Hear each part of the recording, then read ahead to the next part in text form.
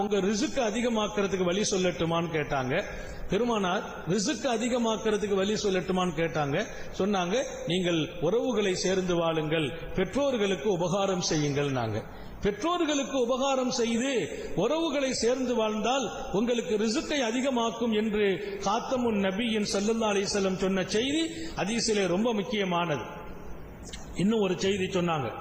காத்தமுன் நபியின் ஸல்லல்லாஹு அலைஹி வஸல்லம் இஜாபத்துல் முஅத்தின் தஸீது பிர்ரிஸ்க் ஹதீஸினுடைய விளக்கத்தில் பெருமக்கள் எழுதுறாங்க, ரிஸ்க் அதிகமாக்கணுமா, முஅத்தின் பாங்கு சொல்லும் போது அந்த பாங்குக்கு நீங்கள் பதில் சொன்னால் ரிஸ்க் விசாலமாகும். அல்லாஹ் நமக்கு தௌஃபீக் செய்வானா.